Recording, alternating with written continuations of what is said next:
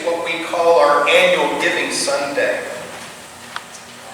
And it begins this season of reflection. A reflection of the mission and ministry in this place, and a reflection on why we give not only our time and our talents, but why we give our money to support the ministry and mission that goes on in this place. And there's a story I want to begin with. It's a story I've told a couple of times in different situations, but it's just one of my favorites. So there is a priest and psychologist by the name of Rob Foyle, who at one point was consulting with a congregation. They were struggling, and so they invited him in to do some organizational development, whatever. And one of Rob's principles, which comes from a Christian inquiry, is that in any organization, there is something that works. And he was telling the vestry this. And they said, well, not here. Nothing works here. He's like, no, in every organization something works.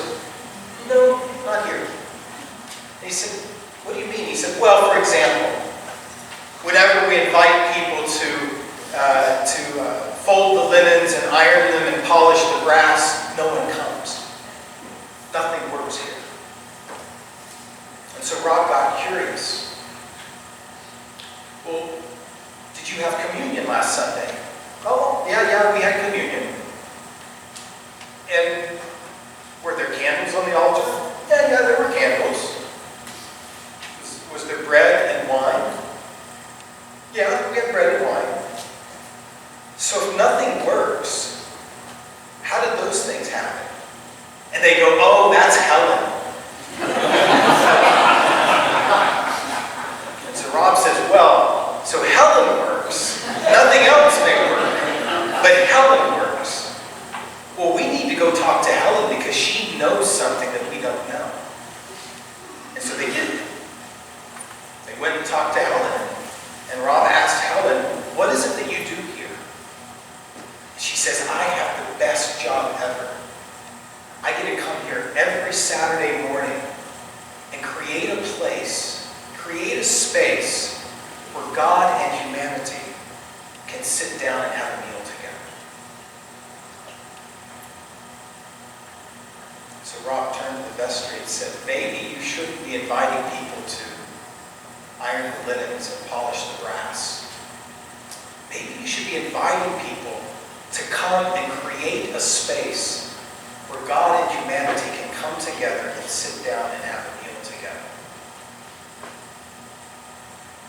That's not only Helen's mission, that's the church's mission. To create this space where God and humanity can come together, can meet one another, can sit down together and have a meal. And why is that the church's mission? Because that's God's biggest dream. To come to his creation. To sit down with all of his children and share a meal together. This is what the temple was for. The temple was to be a place of prayer for all nations. A place where people could come and meet God.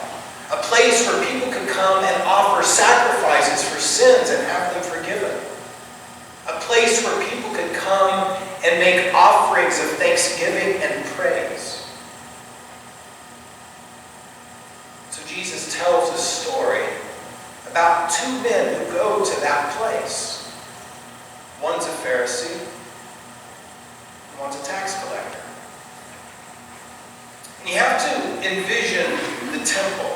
The temple was this large complex. There was the temple proper, in which was the Holy of Holies and the holy place. And then outside of that was the court of priests, and outside of that I think was the court of the Israelites, and then the court of the women, and then there was a place where Gentiles, people from all nations, could come and be part of the temple complex and offer their prayers and their sacrifices to God. And then you can also imagine that these people, there aren't seats, there aren't pews. People are coming and standing, and they are offering their prayers up to God. And I expect that many of them were offering them out loud because that's how you prayed. So the temple is this kind of noisy, bustling place with people praying and livestock making their noises. And this Pharisee comes, and notice he doesn't stand by anybody. He stands by himself, and he gives thanks to God. Thank God I'm not like anybody else around here. I don't fast once a week. I fast twice a week. And I give 1/10 of everything that I take in. Then you look over, and you see another man. He's also not standing by anybody. It's because he's filled with shame. So much shame that he can't even look up to heaven. Instead, he keeps his face down.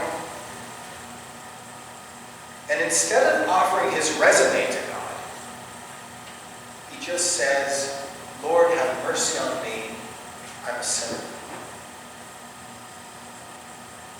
And Jesus said, he's the one who went home justified. He's the one who went home righteous. He's the one who went home in a right relationship with God. He is the one who went home at peace with God. Why? Because he offered God everything that he had. And for him it wasn't much, but it was everything. The Pharisee held a lot back from God. The Pharisee only offered to God those things that he thought were presentable. He was proud that he could stand on his own 2 feet and pray to God.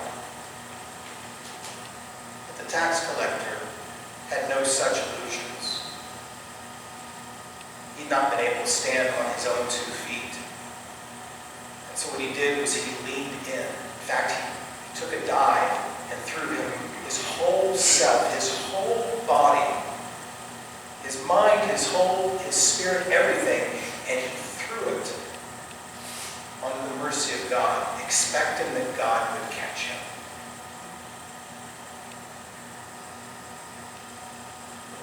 And that's God's dream.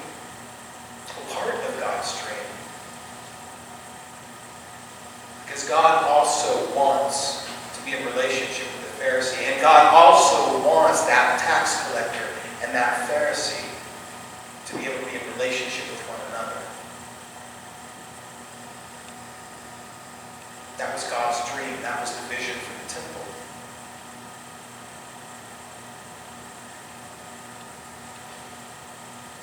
And that's God's vision for his church. That we come together and sit down together and share a meal together. And that we are right with God and that we're right with one another. Even though we know that when we get out into the world, those relationships with God and one another have some cracks and fissures, which is why we come back week after week. Because this is a place where we can meet. This is a place where God meets us. We come to this place to give God everything that we are, everything that we have, and everything that we hope to be. We come to this place for this.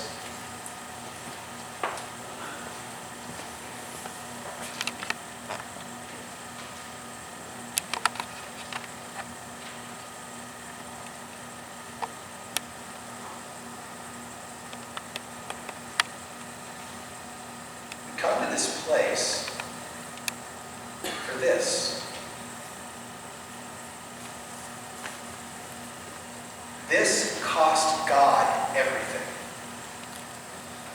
This is how God creates a space where God and humanity can sit down and have a meal together. This cost God everything that he had. It cost him his one and only Son. So the reason why we come for this So we come in gratitude because God has already given us everything that He is. And so we come to share this. As I said, it costs God everything. Do you know what it costs us? $300,000. That's our annual budget, by the way. I say that because our annual budget represents this. Everything that we are, everything that we do as a church comes from this. Everything we do here, everything we do out there comes from this. And that just costs $300,000 a year. And actually it's more than that. That's just the operating budget. We know that people give to the food bank. We know that people give to Angel Tree. We know that people buy food and bring it to the food bank, or buy clothing or other things and take it to Soha Community Support. We also know that people give to all sorts of organizations because they believe that they are participating in what God is doing in the world by offering their money. So honestly, this thing is priceless. God didn't count the cost to set the table. And He invites us, and He invites us in a sense to count His cost so that we know how much God desires relationship with us, how much God desires for us to be filled with His sense of presence, to be filled with His love, to come to the place where that love so fills us that it overflows to those who are around us. Grace Episcopal Church has been here for 140 years. I don't think they have a $300,000 budget every year, but can you imagine how much this has cost over the years? It's absolutely priceless. But this is who we are. And this is what we become. That's what St. Augustine said. When he would celebrate the Eucharist, he would hold up the blessed body of Christ and say, "Behold what you are. Become what you receive." Jesus did not give us the church, and the church gave us Eucharist. Jesus gave us the Eucharist, and from that we derive the church. So behold what you are. Become what you receive.